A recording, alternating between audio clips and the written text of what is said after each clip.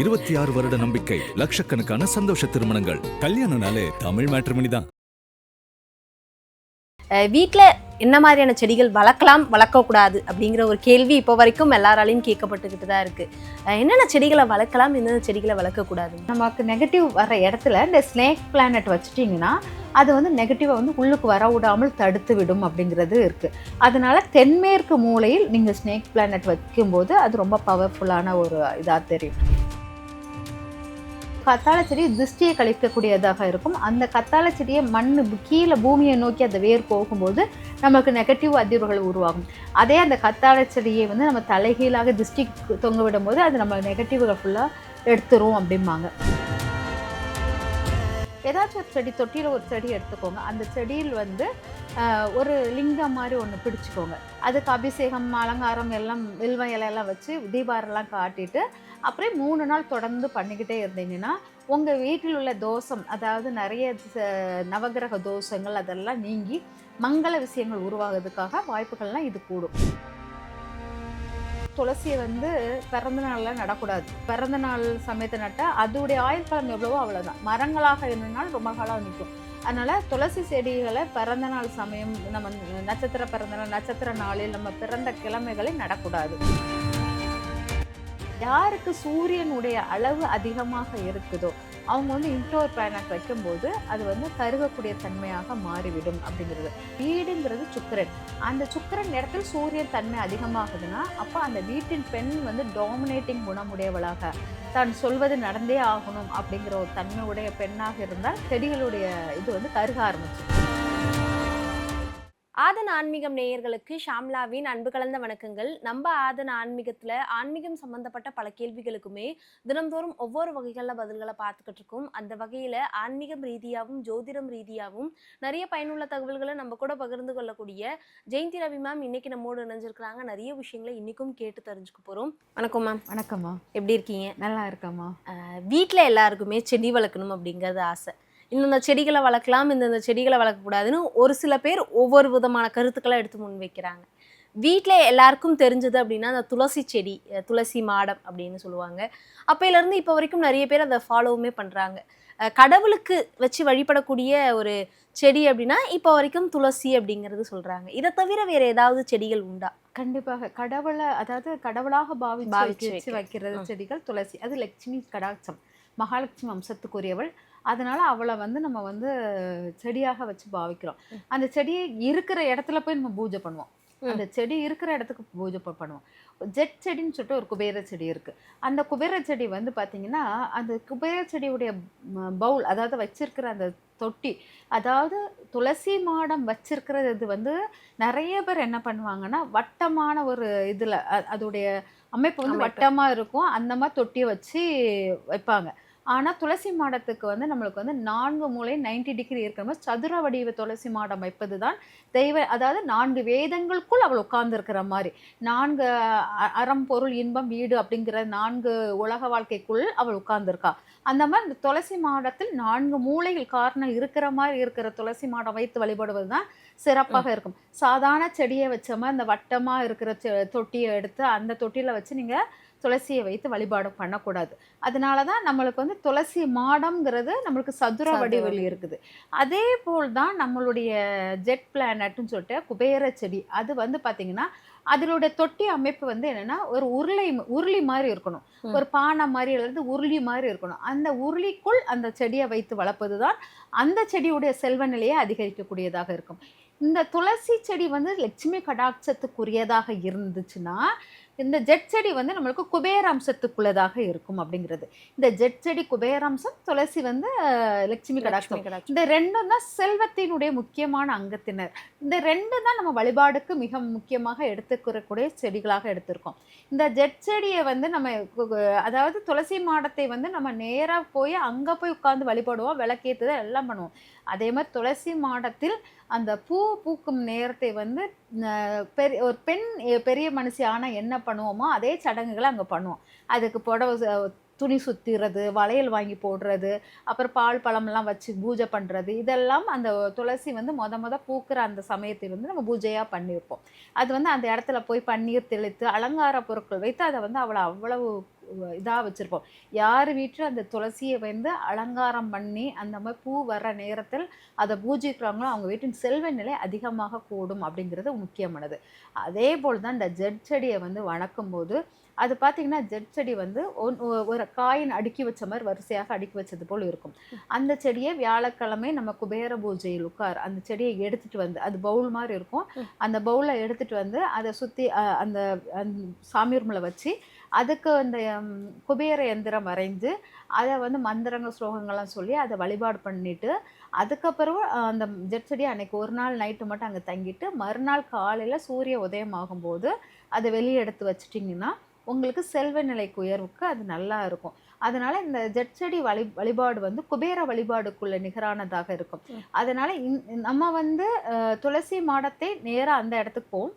Jet செடி வந்து நம்ம இடத்துக்கு நம்ம எடுத்துட்டு வந்து கும்பிடுற அளவுக்கு சக்தி வாய்ந்தது. அதனால அந்த ஜெட் செடி பவர் வந்து ரொம்ப அதிகமாக இருக்கும் அப்படிங்கிறத எடுத்துக்கலாம். இந்த 2 செடிகள் தான் நம்மளுடைய தெய்வ அம்சத்தில் சாமிக்கு வச்சு வழிபடுற ஒரு செடிகளை வச்சிருக்கோம். வாழைமரம் வந்து நம்ம மண்ணோட வச்சு வழிபாடு பண்றது கிடையாது. ஆனால் மண்ணோட எடுத்து வச்சு வழிபடுறது இந்த 2 செடிகளை வச்சு வழிபடுறது ரொம்ப முக்கியத்துவம் வாய்ந்ததாக இருக்கு. சில சமயம் வந்து அந்த செடிகள் இந்த இப்போ ஜெட் செடி எடுத்திருக்கோம், இந்த மாதிரி செடிகள் எடுத்துக்கோங்க. சில செடிகளில் நம்ம என்ன மாதுளை செடியை எடுத்துக்கோங்க, ஏதாச்சும் ஒரு செடி தொட்டியில் ஒரு செடி எடுத்துக்கோங்க. அந்த செடியில் வந்து ஒரு லிங்கம் மாதிரி ஒன்று பிடிச்சிக்கோங்க. பிடிச்சிட்டு அந்த மண்ணில் லிங்கம் மாதிரி பிடிச்சிட்டு அதுக்கு அபிஷேகம் அலங்காரம் எல்லாம் வில்வ இலையெல்லாம் வச்சு தீபாரெல்லாம் காட்டிட்டு அப்புறம் 3 நாள் தொடர்ந்து பண்ணிக்கிட்டே இருந்தீங்கன்னா உங்கள் வீட்டில் உள்ள தோஷம், அதாவது நிறைய நவகிரக தோஷங்கள் அதெல்லாம் நீங்கி மங்கள விஷயங்கள் உருவாகிறதுக்காக வாய்ப்புகள்லாம் இது கூடும். அதனால் செடிகள் இருக்கிற வீட்டில் உங்களுக்கு எந்த செடி ரொம்ப அதிகமாக பிடிக்குதுன்னு பாருங்கள், அந்த செடியை எடுத்துக்கோங்க. அந்த செடியில் வந்து சுத்தபத்தமான ஒரு பூஜைகள் எல்லாம் பண்ணணும்.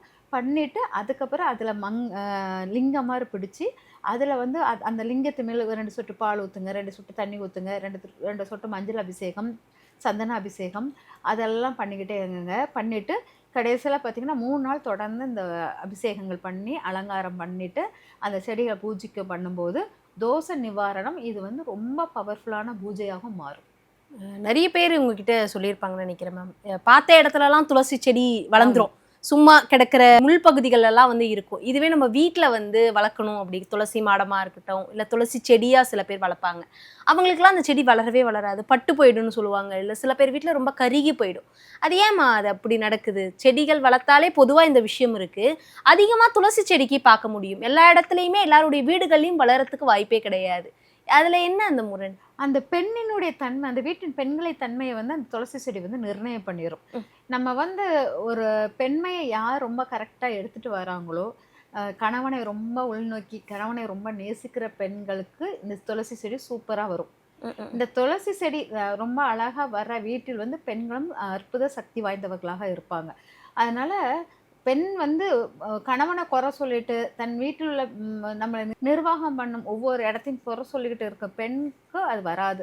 அதனால தான் பெண் வந்து ரொம்ப தீட்டு இருக்கக்கூடாது, நல்ல வார்த்தைகள் பேசணும், இதெல்லாம் ரொம்ப முக்கியம். அவளுடைய அதிர்வுகள் அந்த துளசி செடிக்கு ரொம்ப முக்கியமானது. அவள் வந்து சாதாரணமாக மண் தத்துவத்துக்கு துளசிங்கிறது எல்லா இடத்துலையும் வளரக்கூடியவள். அதுவும் வடகிழக்கு மூலையில் அவளை ரொம்ப வைப்போம். நம்மளுடைய முக்கியமாக வீடுகளில் வடகிழக்கு மூலையில் வைக்கிறது சிறப்பாக இருக்கும். ஆக்சிஜன் அளவு அதிகமாக தேவை. வடகிழக்கு மூலையில் ஆக்சிஜன் அளவு உற்பத்தி ஆகக்கூடிய இடம். அங்கிருந்து தான் நம்மளுக்கு உள்ளுக்கு வர்றது நல்ல ஆற்றல், நேர்மறை ஆற்றல்கள்லாம் வடகிழக்கு மூலையிலேருந்து வீட்டுக்குள்ளே வர்றது.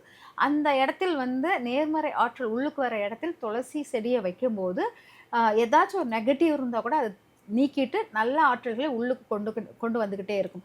அதனால தான் வடகிழக்கு மூலையில் துளசி செடியை வைக்க சொல்லுவோம். அவ்வளோ பியூரிட்டியான பவர்ஃபுல்லான அந்த துளசி செடியை வந்து அதை வைக்கிறதுக்கும் அதை நல்லா தண்ணி ஊற்றி பராமரிக்கிறதுக்கும் பெண் வந்து ரொம்ப முக்கியத்துவம் வாய்ந்தவளாக இருக்கணும்.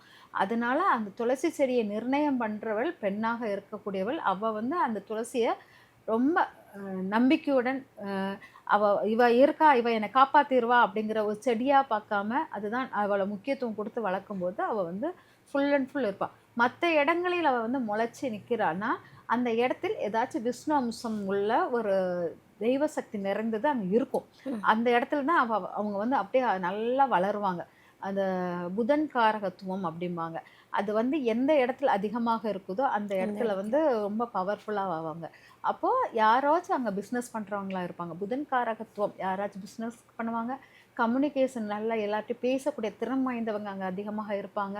அந்த மாதிரி இருக்கிற இடத்துல துளசி செடி வந்து நல்ல பவர்ஃபுல்லாக வரும். ஆனா வீடுகள்லையுமே சில வீடுகள்ல ஒரு செடி ஆசையா வாங்குவாங்க, அது பட்டு போயிடும், மறுபடியும் வாங்குவாங்க. அந்த அந்த மாதிரி செடிகள் வாங்கினாலே செட்டே ஆகாது சுத்தமா. அது துளசிக்கு வந்து ஆயுள் அளவு கம்மி தான். ஆ, அது என்னன்னா அந்த துளசி விழுந்து அதுலேருந்து விதை வந்து அதுக்குள்ள விழுந்து திரும்ப திரும்ப முளைக்கும். முளைக்கும். அந்த மாதிரி அதோடைய வாரிசு தான் உருவாக்குற மாதிரி உருவாக்கிட்டே இருக்கும். அந்த மாதிரி அதனால தான் துளசியை வந்து பிறந்த நாள்ல நடக்கூடாது. ம். பிறந்த நாள் சமயத்தை நட்டால் அதோடைய ஆயுள் காலம் எவ்வளவோ அவ்வளோதான். மரங்களாக இருந்தனாலும் ரொம்ப காலம் நிற்கும். அதனால துளசி செடிகளை பிறந்த நாள் சமயம் நம்ம நட்சத்திர பிறந்த நாள் நட்சத்திர நாளில் நம்ம பிறந்த கிழமைகளில் நடக்கூடாது. மற்ற நாள்களே நடலாம். ஏன்னா இதோடைய ஆயுள் வந்து நம்மளுக்கு அவ்வளவு கிடையாது.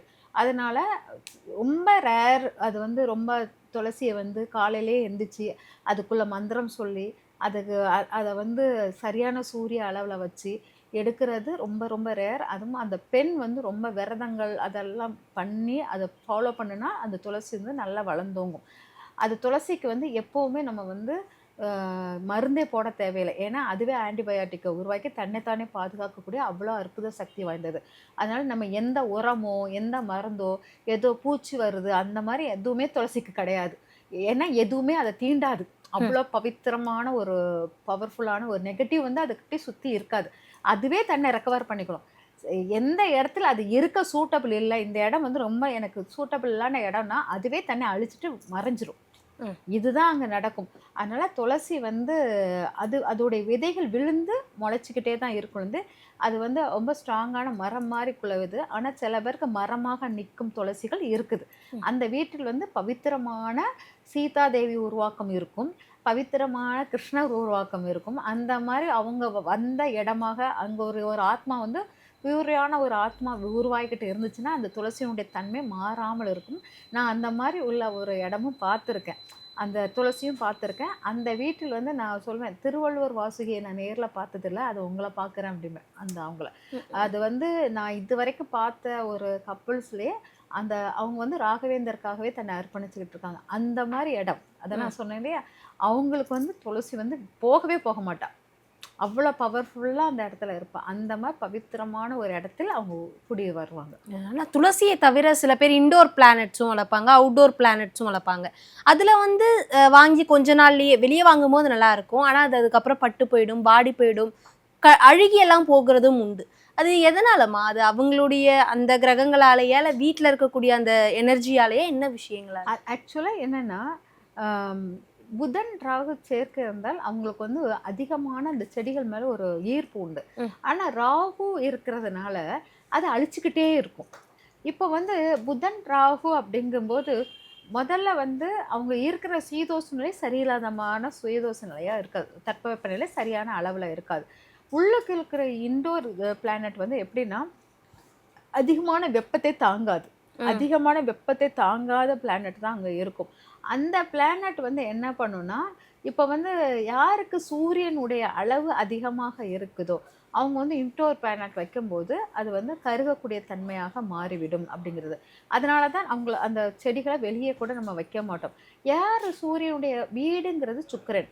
அந்த சுக்கிரன் இடத்துல சூரியன் தன்மை அதிகமாகுதுன்னா அப்போ அந்த வீட்டின் பெண் வந்து டாமினேட்டிங் குணமுடையவளாக, தான் சொல்வது நடந்தே ஆகணும் அப்படிங்கிற ஒரு தன்மை உடைய பெண்ணாக இருந்தால் அந்த இடத்துல வந்து செடிகளுடைய இது வந்து கருக ஆரம்பிச்சிடும். எப்போ வந்து அவள் பெண்மையுடன் கரெக்டாக அந்த இடத்த வந்து ஃபாலோ பண்ணுறாளோ, சுக்கிரனை கரெக்டாக ஃபாலோ பண்ணுறாளோ, அதுதான் அந்த செடி வளர்ச்சிக்கு முக்கியத்துவம் வாய்ந்ததாக இருக்கும். அதனால் அந்த பெண் அங்கே அந்த வீட்டுக்குள் வளர்க்குற பெண்ணினுடைய தன்மையை பொறுத்து அந்த செடியின் வளர்ச்சி இருக்குது அப்படிங்கிறத எடுத்துக்கலாம். இதே இது உங்களுக்கு ஆஃபீஸ் அந்த மாதிரி இடத்துல வந்து அவள் பெண்ணாக மட்டும் அங்கே ஆளும் தன்மை கிடையாது. அது வந்து பொது எல்லாருக்குள்ளதும் இருக்கும். அப்போங்கும்போது எல்லாருடைய எனர்ஜியும் அங்கே பாஸ் ஆகுறதுனால அந்த இடத்துல வந்து இந்த ஆஃபீஸை வந்து எல்லாரும் சேர்ந்து நிர்வகிச்சா தான் ஆஃபீஸ் முன்னேற்றம் அடையும். அதனால் இது ஒரு பெண்ணுக்குரியதாக நம்ம எடுக்க முடியாது. அதனால் ஆஃபீஸில் உள்ள பிளானட் இருக்கிற இது வேற, ஒரு வீட்டில் இருக்கும் செடிகளுக்குடைய நிலைமையும் வேறு. இந்த ரெண்டும் வந்து ஒன்றோட ஒன்று மிங்கிள் ஆகாது. வீட்டில் உள்ள செடி கருகுச்சுன்னா, அதாவது நம்ம வீட்டில் வந்து ஒரு மீன் வளர்க்குறோன்னு வச்சுக்கோங்களேன். சில வீட்டில் மீன் வளர்க்கும் போது அந்த மீன் வந்து அடிக்கடி செத்து செத்து போயிடும். மீன் வளர்க்குற ஆசையே இல்லாமல் போயிடும். அது சில பேருக்கு இந்த செடியை வளர்ப்பாங்க. அவங்களுக்கு ஆசைப்பட்டு வளர்ப்பாங்க. ஆனால் வாங்கினோடனே உடனே கருகி போயிடும். ஆனாலும் அவங்களுடைய ஆசைகளுக்கு எண்டு கொடுக்கவே மாட்டாங்க. திரும்ப திரும்ப வளர்ப்பாங்க. ஒரு விஷயம் வந்து அவங்க எந்த இடத்துல மிஸ்டேக் பண்ணுவாங்கன்னா, அதீத பாசம் காமிக்கும் போது செடி வந்து அழிஞ்சிரும். தண்ணியே ஊற்றாமல் இருக்கும்போது அழியும். இந்த 2 இதுவுமே இந்த இன்டோர் பிளானட்டுக்கு அதிகமாக எஃபெக்ட் ஆகும். அதனால் நீரின் தன்மை அதிகப்படுத்தவும் கூடாது. அதாவது அதிகமான உறவுகள் எல்லாம் வீட்டுக்குள்ளே வந்து போக இருக்கிற இடத்தில் இன்டோர் பிளானட் சரி வராது. அதே மாதிரி அதை கண்டுக்காமல் யாருமே அதை கேர் பண்ண பார்த்து அதை பக்கம் கூட முழிச்சு பார்க்காம திரும்பி பார்க்காம இருக்கிற இடத்துல அந்த இன்டோர் பிளானட் வேலை செய்யாது. அப்போ ஓரளவு அதோடைய கேரிங்கை வந்து எப்படி ஒரு மனுஷங்க ஒரு ஒரு ஒரு குழந்தை இருந்துச்சுன்னா அந்த குழந்தைக்கு காலையில் எப்படி சாப்பாடு சாப்பிட்டியா, மதியானம் சாப்பிட்டேன்னு சொல்லிட்டு அதை போய் விசாரிக்கிறோமோ, அதே போல் அந்த பிளானட்டை வந்து நீங்கள் விசாரிச்சாதான் அந்த பிளானட் அங்கே உயிரோடு இருக்கும். வச்சுட்டோ ஒரு வாரத்தில் ஒரு தடவை வந்து பார்க்குறேன்னா அந்த பிளானட் இருக்காது.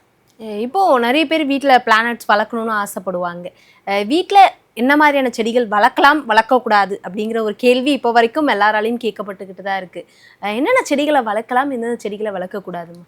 அதாவது வீட்டில் இன்டோர் பிளானட்டில் வந்து ஸ்னேக் பிளானட் எனக்கு முக்கியமானதாக இருக்கும்.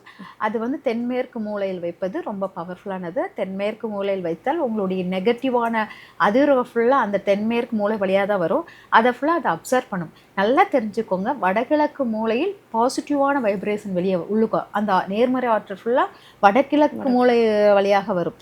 தென்மேற்கு மூலை வழியாக கெட்ட எனர்ஜி ஃபுல்லாக வரும். நம்மளுடைய சாபங்கள், கெட்ட எண்ணங்கள். அதனால தான் நம்ம வந்து வடகிழக்கு மூலையை ஓப்பனாக வைங்க, பாசிட்டிவ் எனர்ஜி நிறைய வரட்டும்.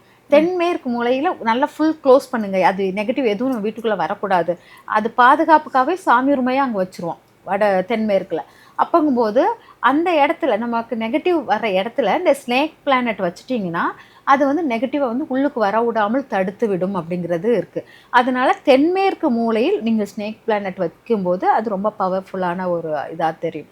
அதே போல் வடகிழக்கு மூலை துளசி செடியை வைங்கம்மோ, தென்கிழக்கு மூலை மணி பிளானட் வைங்க அப்படிமா. மணி பிளானட்டில் வந்து போத்தோஸ்ங்கிற ஒரு மணி பிளானட். போத்தோஸ்ங்கிறது என்னென்னா மஞ்சள் நிறம் மணி பிளானட், ஃபுல்லாக இலை ஃபுல்லாக மஞ்சள் மஞ்சள்னு இருக்கும். தங்க நிறம் மணி பிளானட் அப்படிமோ. அந்த பிளானட் வைப்பது தென்கிழக்கில் சிறப்பாக இருக்கும் அப்படிங்கிறது இருக்கலாம். வட மேற்கில் வைப்பது நம்மளுடைய இட்லி பூச்செடிகள், மாதுளை செடிகள், மல்லிப்பூச்செடி, இந்த மாதிரி செடிகளை வைக்கலாம். இது வந்து இன்டோர் பிளானட்டாக நம்ம வடமேற்கில் வந்து ஆந்தோரியம் அந்த மாதிரிலாம் வைக்கலாம்.